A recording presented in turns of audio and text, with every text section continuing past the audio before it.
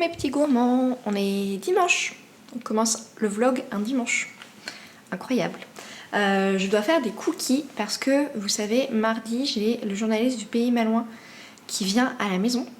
Et j'ai vérifié avec une amie qui est journaliste, on peut offrir des cookies. Enfin, on peut offrir à manger, on peut faire des cadeaux aux journalistes. J'avais peur que ce soit pas éthique, mais non.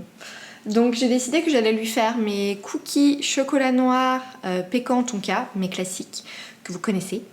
Et mes cookies yin yang, vous vous souvenez, c'est ceux qui sont... il y a deux pâtes en fait en un cookie. D'un côté c'est vanille macadamia et de l'autre c'est cacao tonka. Ils sont trop bons.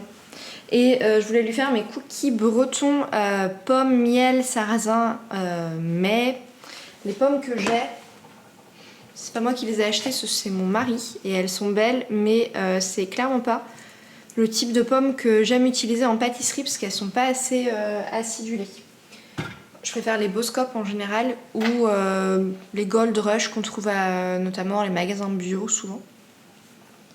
Voilà, donc je pense que celle-là, cette recette, je la ferai pour le journaliste de Ouest France qui vient de la semaine encore après.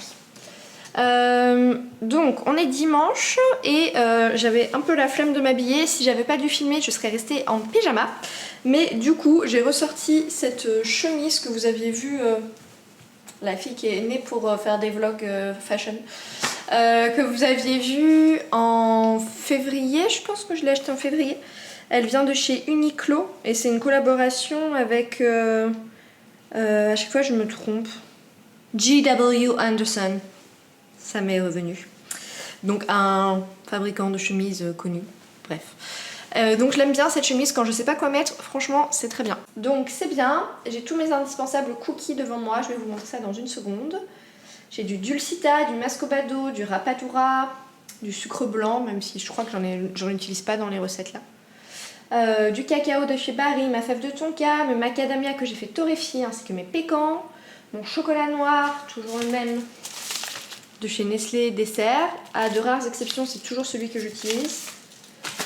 De la vanille, d'habitude j'achète ma vanille à une entreprise de Rennes qui s'appelle Cap d'Ambre Vanille, qui fait de la vanille bio, vraiment pas cher par rapport aux tarifs qu'on paye en supermarché, mais je n'avais pas anticipé. Et j'ai bien sûr mes beurres. Donc c'est toujours grand fermage, je n'ai pas de partenariat, hein, qui sont sortis du frigo depuis une bonne heure et demie, donc qui sont bien à température ambiante. Là je vais vérifier avec la sonde, mais normalement c'est bon. Mes œufs, ma balance, bref tout est prêt, donc on va s'y mettre. Et quand j'aurai fait les pâtons de cookies, je vais aller un peu dans mon bureau, parce que ce soir sur Insta je vais révéler la couverture du livre. J'ai un peu débattu, est-ce qu'il vaut mieux le faire le dimanche 3 mai ou le lundi soir, et je me suis dit en vrai les gens s'ils étaient pas là pour le week-end, ça fait un petit truc sympa en mode le blues du dimanche soir post-férié. Et dans la foulée du coup je vais partager le lien de préinscription pour la campagne Ulule que je vais aussi vous mettre dans la barre d'infos. Donc si vous n'avez pas vu le dernier vlog, la préinscription pour la campagne c'est hyper important. Parce qu'en fait ça permet, c'est simplement les gens en fait reçoivent un mail avec un bandeau, une jolie image, on voit la couverture du livre, etc.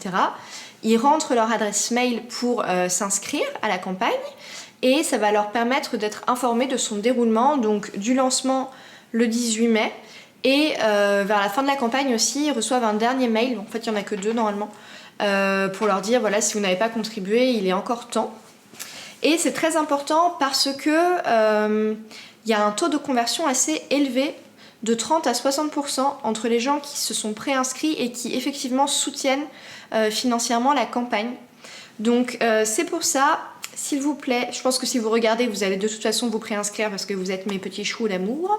Mais n'hésitez pas aussi à transmettre le lien autour de vous à vos proches, dans un message WhatsApp, sur Insta, etc. Je le mettrai aussi dans ma bio sur Insta, donc c'est peut-être plus facile pour vous pour les partages. Quand vous cliquez sur le Linktree là, ce sera le premier lien. Please, please, please, comme dirait Sabrina Carpenter, soutenez ma campagne. Allez, je m'y mets parce que je sens que je fais ce que je fais d'habitude, de vous parler à l'infini au lieu d'aller bosser. Et je vais mettre léopardine parce que je ne suis pas très en forme niveau dos. Allons-y. Bon, du coup ça ressemble plus à rien parce que c'est tout mal plié. Mais en allant chercher mon corset de mon bureau, j'ai sorti ce carnet que j'ai trouvé hier à la Fnac, qui est trop mignon. Donc si vous êtes une Swiftie comme moi, voilà, je l'ai payé 9 €. C'est tout. Intervention indispensable. Donc on a tous les indispensables. Le beurre, les œufs à température ambiante, tous les sucres, ma farine. J'utilise de la T55 pour les cookies, parfois de la T65. Mes fruits secs torréfiés, mon carnet de recettes, mon robot, ma microplane pour zester, râper la tonka, notamment dans cette recette, ma feuille, ma corne, le tamis, je sais pas si j'ai déjà dit, le bol du robot, la levure, of course, les fèves de tonka qui viennent de chez Nomi et le cacao plein arôme de chez Paris. Donc je vais commencer par ma recette de pécan. Donc c'est ça une fève de tonka, si vous ne connaissez pas. Et ça a des notes de fruits secs, de cacao. C'est délicieux. Voilà, donc j'en ai râpé une bonne quantité. Vous voyez, il me reste que ça. Ce que vous voyez. Hop.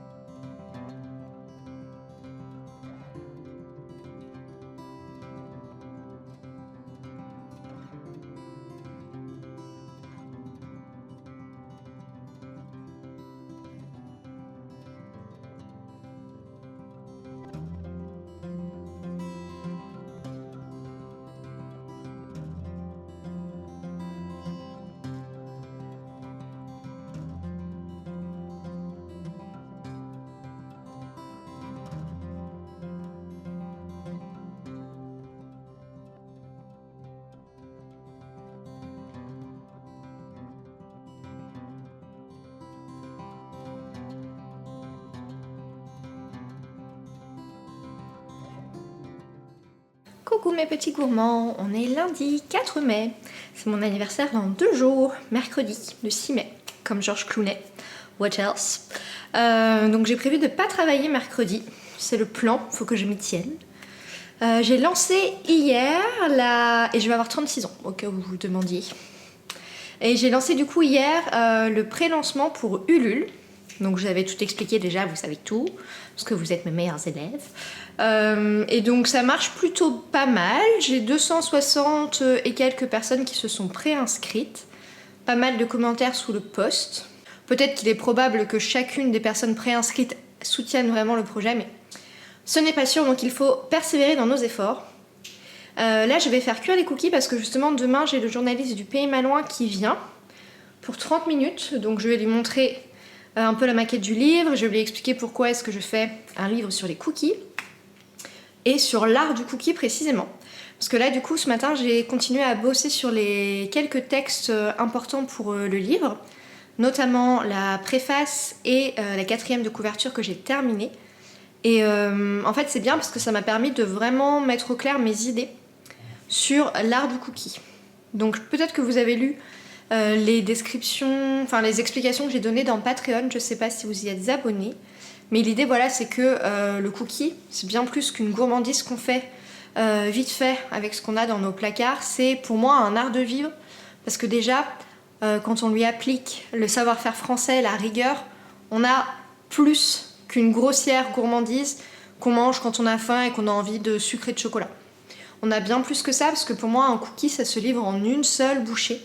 C'est ça sa particularité en fait. Contrairement à d'autres pâtisseries hyper élaborées dont je suis pas très fan, je pense que vous aurez compris que la pâtisserie très médiatisée, très léchée, très parfaite, c'est pas trop mon truc. C'est vrai que j'ai une sensibilité qui va davantage vers l'esthétique anglo-saxonne, donc plus familiale, plus domestique. Mais en tout cas, quand on applique au cookie ce savoir-faire français, on a plus que ça. On a vraiment quelque chose de merveilleux, à la différence par exemple d'un entremets où il y a plein de préparations différentes. Il faut toutes les goûter en même temps pour vraiment comprendre le dessert. Le cookie, c'est magique pour ça. Et pour moi, il y a un art de vivre aussi derrière, parce que souvent, quand on prend le temps de se faire un cookie, déjà, on renoue avec nos sens, avec la vue, la couleur des ingrédients, l'intensité d'un chocolat, des fruits torréfiés, toutes les nuances de marron, de brun, de caramel, de jaune. Enfin, c'est magnifique pour moi, les ingrédients. Bon, vous avez vu, souvent, je vous montre un peu toutes les étapes parce que je trouve ça trop beau. Les jeux de texture aussi, quand on a la farine toute soyeuse avec le cacao qui est tellement fin. Qu'est-ce qu'on a d'autre? On a l'odorat évidemment, quand on arrive à l'étape où on les fait cuire au four. On a l'ouïe aussi quand on prépare la pâte et par exemple quand on met les fruits secs à la fin et qui commencent, vous savez, à être un peu écrasés sur les parois du bol et qu'on les entend se diviser en petits morceaux. Moi j'adore ce truc, j'adore aussi le son de quand je coupe les tablettes de chocolat, le cric, cric. Enfin bref, pour moi c'est vraiment une aventure sensorielle. Et bien sûr derrière, l'art de vivre, c'est le fait qu'on prend le temps de déguster. Soit on en fait un rendez-vous avec soi-même, soit on en fait un rendez-vous avec ses proches, sa famille. On fait une belle table, on peut même s'offrir des fleurs, on choisit sa vaisselle. Enfin bref, pour moi le cookie c'est tout ça. Donc, est-ce que j'étais en train de me chauffer pour le journaliste de demain? Peut-être, vous êtes mes cobayes. Voilà, donc là je vais faire cuire les cookies pour cette personne, pour la faire entrer dans mon monde. Et à 15h50, il faut que je parte à Mignac-Morvan, c'est à une demi-heure d'ici, pour voir mon neurochirurgien parce que c'est mon rendez-vous annuel et la dernière fois il avait 1h30 de retard. Donc la bonne nouvelle c'est que je vais prendre la Switch et jouer à Pokopia que j'ai totalement délaissé depuis plusieurs semaines. Voyons du positif. Bon, avant de faire cuire, je voulais vous montrer mon petit haut que j'aime trop. Est-ce que vous voyez les petits strass ou pas? Je sais pas. Et c'est pareil, c'est comme celui de la semaine dernière, ça vient de chez Pinky. J'avais essayé de vous mettre le lien dans la description, mais en fait j'ai jamais retrouvé le lien du petit haut, vous savez, rose à manches longues avec des petites paillettes là et des petits boutons. C'était pas sur le site. Je suis désolée. Allez, j'y vais. Vous allez pouvoir vous rincer l'œil du coup.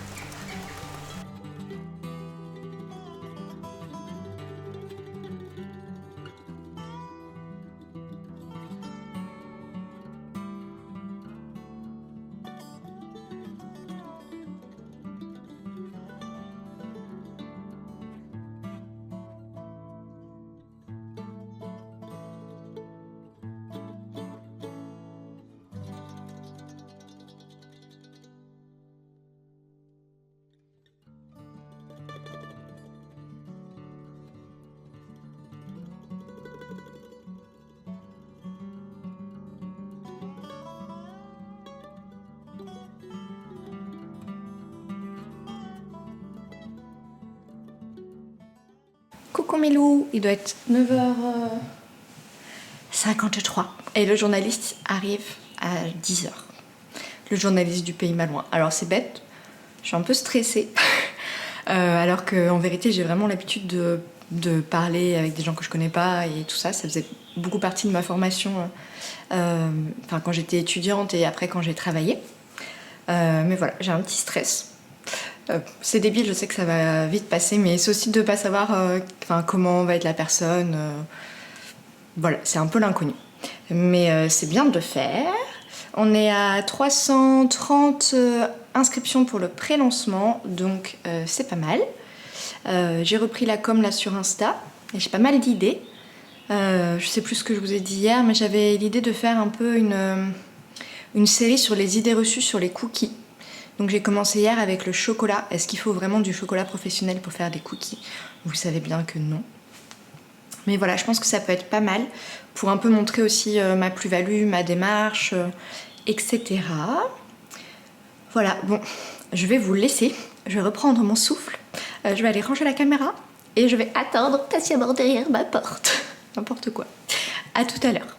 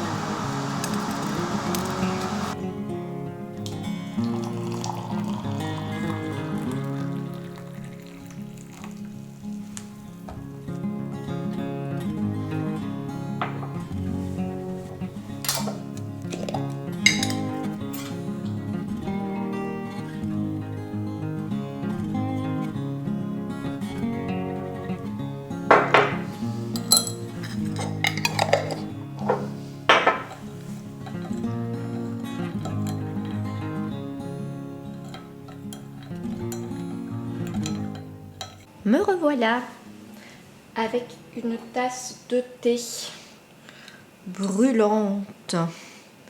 Je me suis fait le fameux Earl Grey de chez Palais d'été, le Blue of London. Supplément lait et miel parce que du coup avec la présence du journaliste j'étais un peu hystérique ce matin. Enfin hystérique, j'étais très passionnée par mes propos. Donc je lui ai donné plein d'infos. Sur les cookies, plein de conseils, je lui ai expliqué le livre, il était très gentil, très intéressé. Mais du coup ça m'a laissé un petit vide d'énergie. Quand ça s'est terminé, il est resté une petite heure. Donc ouais, c'était top. J'ai pu lui montrer le livre, la maquette. Et du coup il va faire une parution Alors le Pays Malouin c'est tous les jeudis. Donc ça aurait pu être soit le jeudi 14, mais en fait c'est dommage parce que la campagne Ulule sera pas encore lancée. Donc si les gens veulent aller voir, ils peuvent pas commander tout de suite. Je pense que ça casse un peu la dynamique. Donc on est parti plutôt sur le 21, le jeudi 21 mai, comme ça la campagne serait lancée depuis 3 jours. Et hopefully, il y aura déjà pas mal de contributions parce que psychologiquement apparemment les gens préfèrent contribuer à des campagnes qui ont du succès plutôt qu'à des campagnes où il y a très peu de monde à participer. Donc c'est bien je pense, c'est chouette. Notre programme pour le reste de la journée, j'aurais trop envie de vous dire, laissons tout tomber, célébrons l'anniversaire en avance, mais non. Il faut que je continue à envoyer les recettes aux testeurs qui ne les ont pas encore reçues. Parfois, celle que je vous ai envoyée vous convient pas parce que vous n'aimez pas du tout, vous avez une allergie, donc il faut que je change. Ça va pas me prendre très longtemps. J'ai fini les textes, je vous l'avais dit je crois hier, pour la préface et tout ça. Donc je pense qu'après je vais passer à la poste pour envoyer les illustrations à Pauline parce que j'ai essayé de les scanner, enfin mon mari les a scannés au cabinet. Mais c'est pas toujours très joli, ça rend pas toujours bien justice au truc. Donc je vais lui envoyer par la poste pour qu'elle les ait en vrai et qu'elle fasse le meilleur taf possible. Je lui fais entièrement confiance. Et après ça du coup, je pense qu'on va sauter à pieds joints dans le paramétrage de la campagne Ulule. Et en plus, j'ai reçu ce matin, j'ai pas encore regardé, mais j'ai reçu les devis de l'imprimeur pour les produits dérivés, à savoir le carnet et les cartes illustrées. Donc je vais pouvoir vraiment savoir calculer en fait le prix de chaque contrepartie. Parce que du coup, il y aura sur Ulule une contrepartie avec juste le livre, une contrepartie avec 2 livres, une contrepartie avec le livre et le carnet, une autre avec le livre et la boîte, et une autre avec le livre, le carnet, la boîte et les illustrations, je pense. On va faire ça. Je voulais juste vous dire, hier, j'avais donc mon rendez-vous avec le neurochirurgien qui s'est bien passé. Il est très gentil, je l'aime beaucoup. Ça n'a pas évolué de manière significative par rapport à l'année dernière, ma scoliose, donc c'est bien. Il m'a redit de toute façon, vous, avant de vous opérer, il faudra de sacrés arguments. Parce que je lui dis, ah bon, parce que c'est solide, c'est stable, il n'y a pas besoin. Non, non, parce que ce serait beaucoup trop compliqué. Ah oui, ok. Donc voilà, il m'a dit qu'un jour il y aura forcément une opération, sûrement peut-être au niveau des lombaires, parce qu'il y a des tassements de disques en fait, vers la 50aine. Mais bon, si tout va bien, ce n'est pas encore pour tout de suite. Et il m'a donné une bonne nouvelle aussi, c'est que si vous avez regardé les vlogs cet hiver,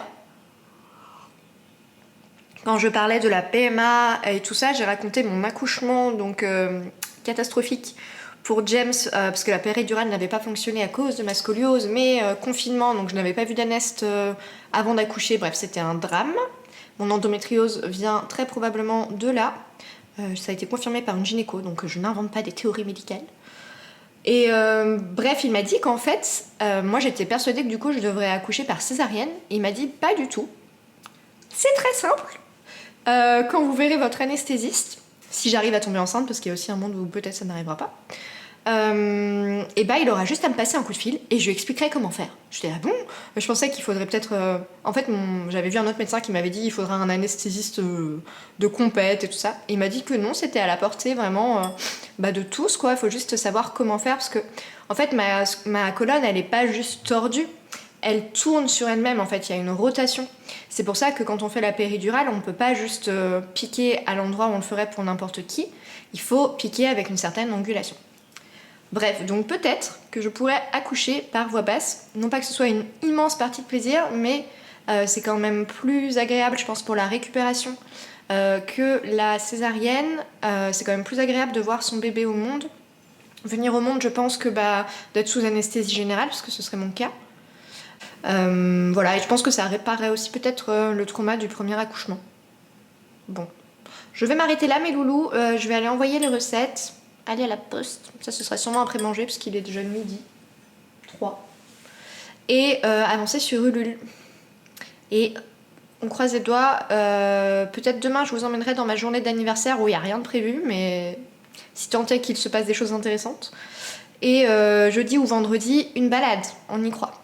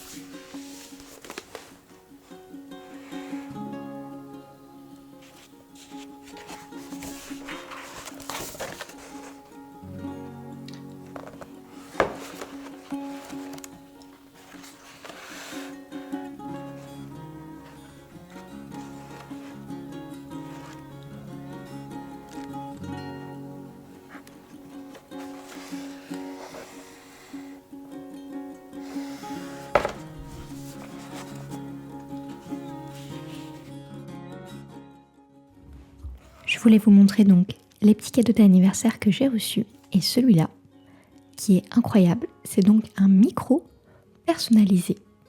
Mon mari a passé des dizaines d'heures dessus pour le peindre, pour coller des strass Swarovski. Je sais, j'ai le meilleur mari du monde, c'est incroyable ce qu'il a fait. Et donc on a aussi un petit ampli parce que mon rêve dans la vie, mon vrai rêve après le livre, c'est d'être une pop star. Sauf que je suis sûrement trop vieille pour ça. Malheureusement, mais donc je pourrais l'être à la maison. Il n'y a pas de petite consolation dans la vie.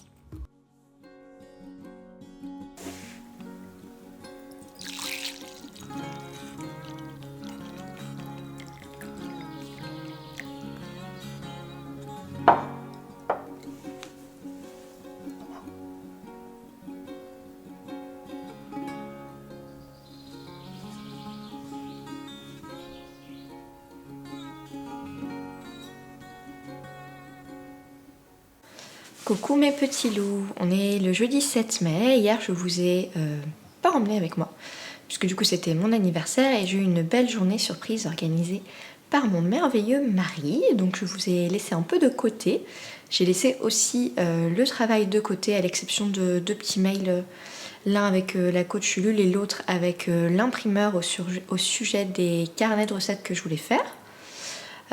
Voilà. Merci pour tous vos petits messages, si vous m'avez envoyé un message sur Insta, parce que j'en ai reçu beaucoup.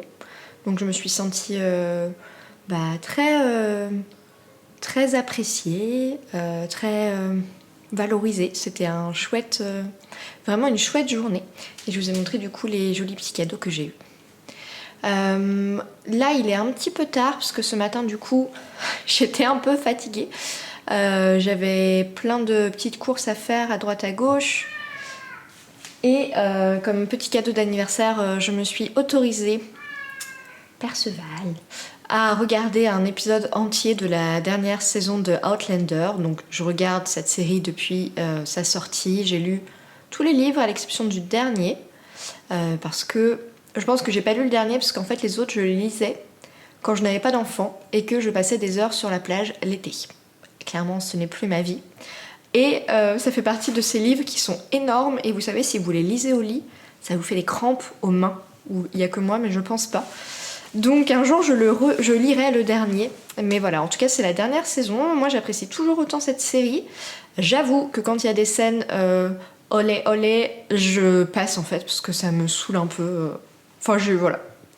J'aimais bien voir les fesses de Jamie au début, mais au bout d'un moment, c'est comme tout. Comme toutes les bonnes choses, sauf le chocolat. On s'en lasse. Je plaisante à moitié. Voilà, et donc tout ça pour dire qu'il est 13h31. Et donc que j'ai une montagne de travail qui m'attend là pour Ulule. Donc je vais aller écrire des textes qui donnent envie d'acheter mon livre. Je vais aller travailler avec Pauline, ma super graphiste, qui va m'aider à faire des beaux visuels. J'ai plein de choses à faire. Voilà, donc dans ces cas-là, je sais pas pour vous, mais quand il y a plein de choses à faire comme ça qui demandent de la concentration, Souvent j'appréhende et je sais pas trop par où commencer, et en vérité la seule chose qui fonctionne c'est de se lancer, c'est de s'y mettre. Donc on va y aller. Il faut que je vous quitte et que j'aille faire un autre type de travail. Je vous fais des bisous, je vais me noyer dans ma tasse d'infusion au cacao et probablement je vous retrouverai que demain, sauf si cet après-midi je décide d'aller faire un petit tour dans mon jardin parce que mon jardin est tout beau en ce moment, donc on pourrait faire une petite balade avec Gala dans le jardin. On verra, sinon à demain. Je sors de mon bureau et voilà ce que je trouve. C'est beaucoup trop mignon. Regardez-moi ça. Je me fais violence pour ne pas aller bisouter toutes ces bouts de fourrure. Mes petits bébés.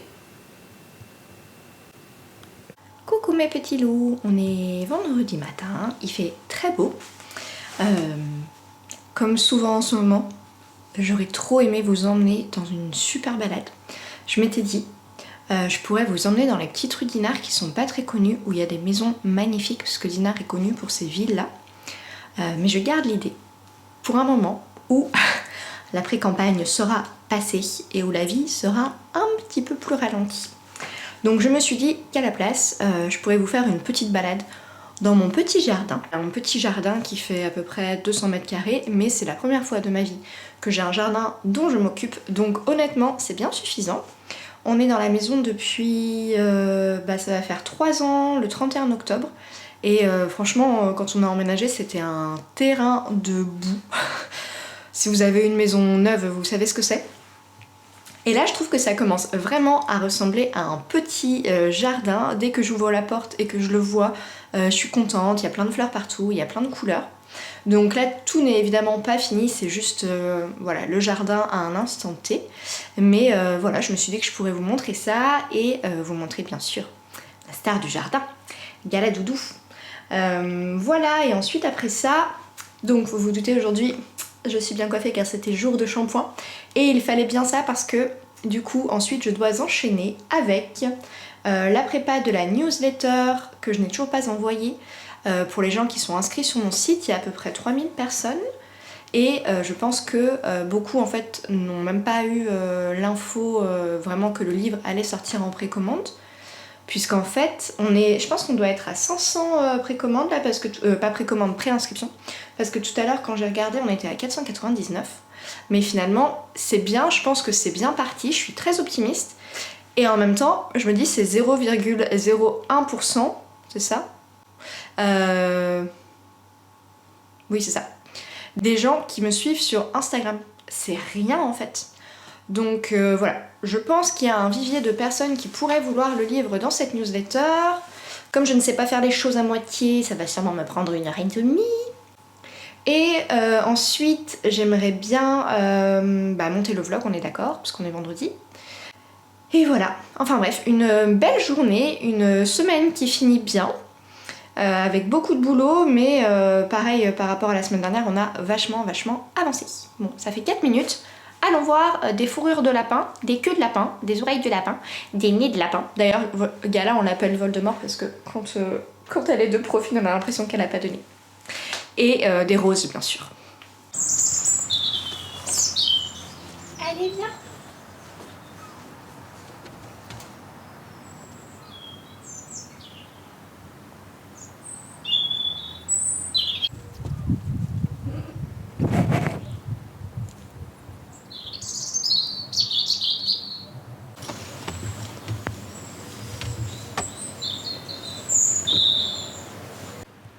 Donc ça c'est le fond du jardin qui est plus à l'ombre, donc il y a plus de trous parce que c'est pas toujours aussi facile de trouver des plantes qui s'épanouissent à l'ombre.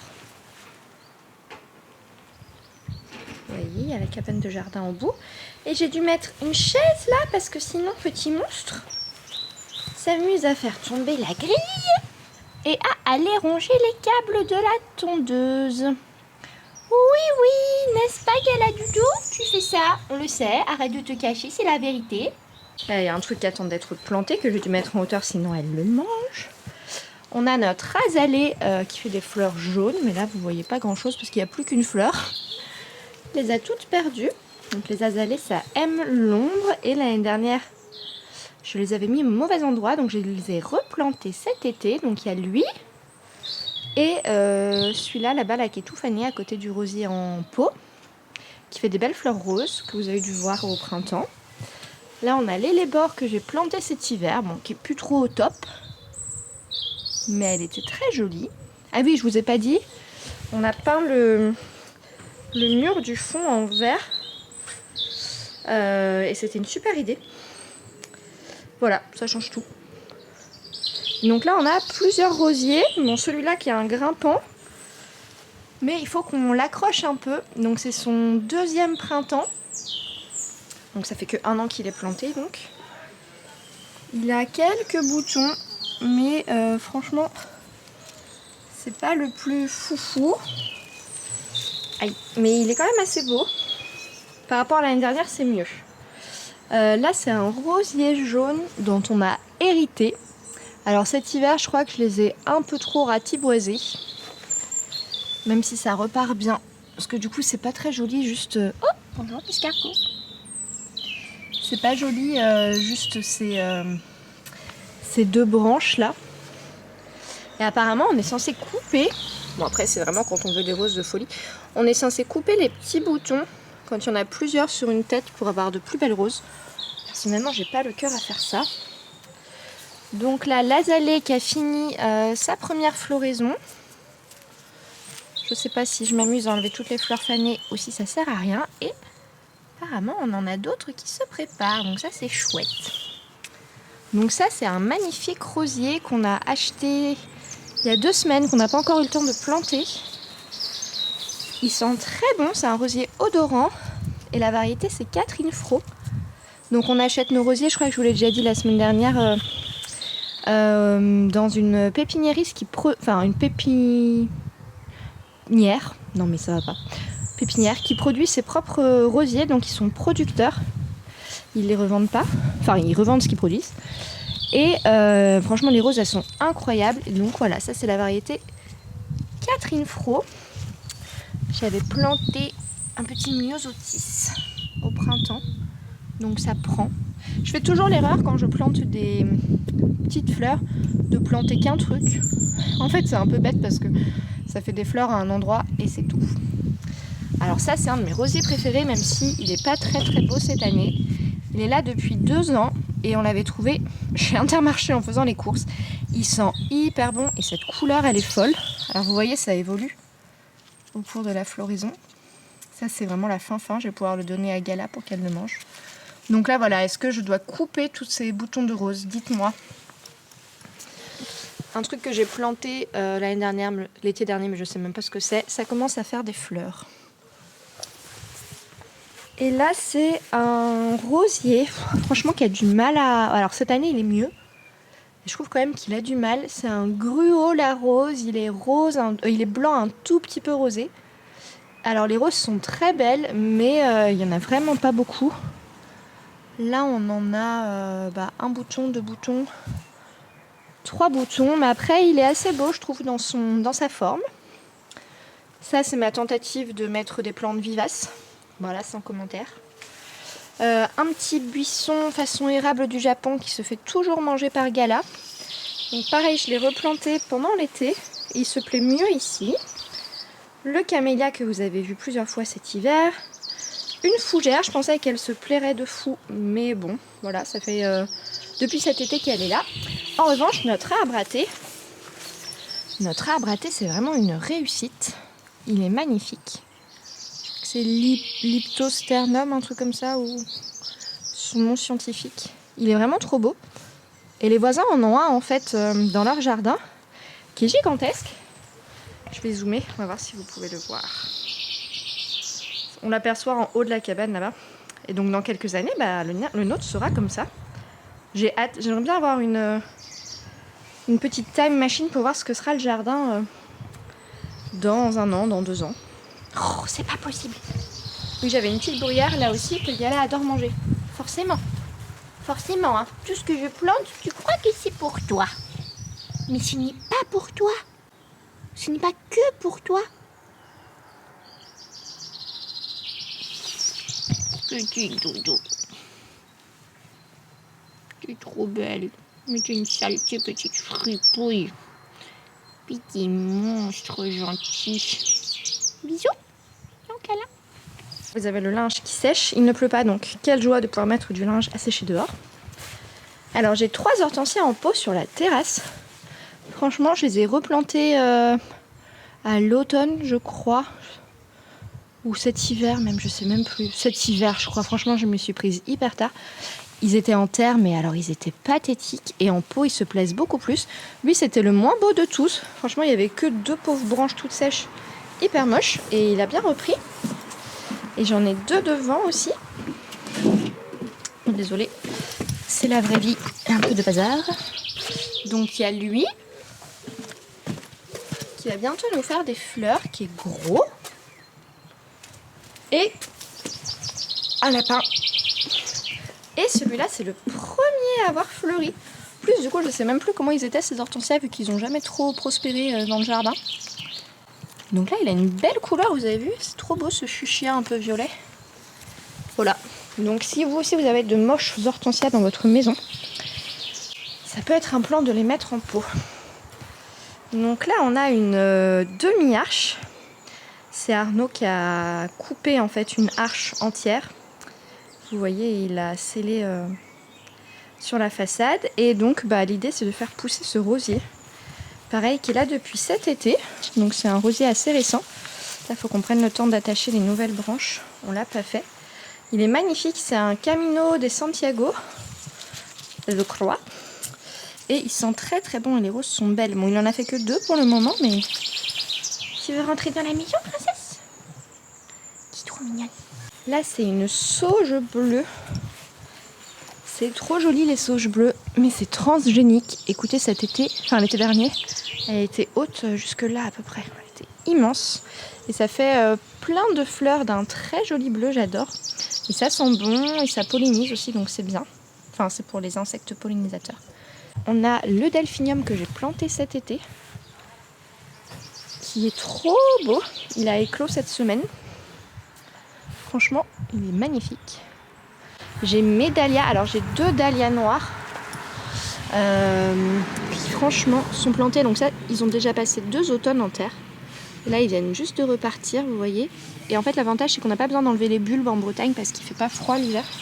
Il y en a un là et un là. C'est trop bien quand on a un... Vous savez, ce moment où on a peur que les plantes repartent pas et en fait, elles repartent. Oui, oui, vas-y, mange les mauvaises herbes. C'est bien ça. C'est très utile, c'est pour ça qu'on a un lapin. Une lavande papillon qui est trop belle et qui attire du coup beaucoup de bourdons et d'abeilles. Donc ça, c'est bien. Et là, c'est notre rosier transgénique. Non mais regardez-moi ça. Il est là que depuis le printemps dernier. Il est énorme. Il fait des roses splendides et hyper odorantes. Et sa variété, c'est un parfum de Nantes. Écoutez, ce rosier, c'est une merveille. Franchement, il est d'une vivacité. Ça, c'est mon Calicarpa. Alors, j'adore le Calicarpa. Ça fait plein de petites baies violet foncé à l'automne. C'est trop beau. Des petites reines des prés que j'ai mis en pot. Au fond, c'est un lilas des Indes.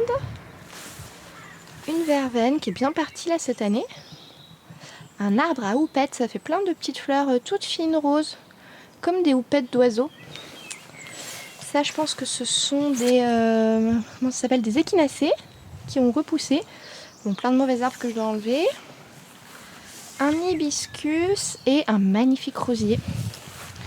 Regardez, il est trop beau celui-là. Alors, je sais plus comment il s'appelle. J'ai oublié son petit nom. Mais il fait des roses, donc elles sentent bon. Elles sont belles. C'est vraiment une merveille ce rosier. On a un figuier aussi. Il est là depuis 1 an et demi. C'est pas la grosse folie. Mais c'est quand même de mieux en mieux. Ça y est mes petits loups, c'est le moment de vous dire au revoir, mais pas sans une surprise, puisque je vais vous montrer en avant-première le sommaire du livre.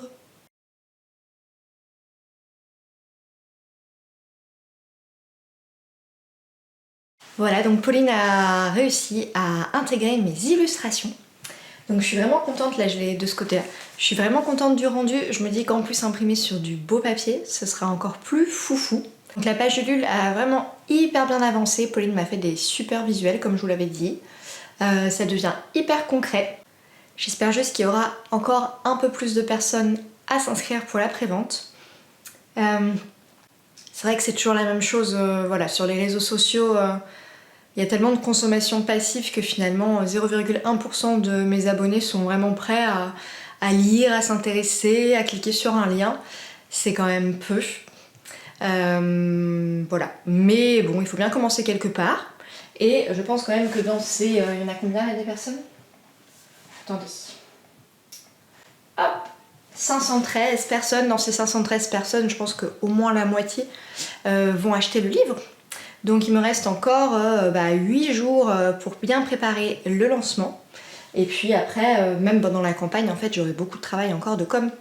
Donc je reste quand même, finissons sur une note positive et totalement sincère, je reste quand même hyper optimiste sur ce projet, je pense vraiment que ça va aboutir. Je suis plus dans cet état d'inquiétude que j'ai pu avoir il y a quelques semaines, vous savez, où j'avais peur que voilà, il n'y ait pas d'engouement et tout ça. Voilà, écoutez, je vous souhaite un bon week-end. On se retrouve la semaine prochaine pour plein de nouvelles aventures gourmandes et créatives.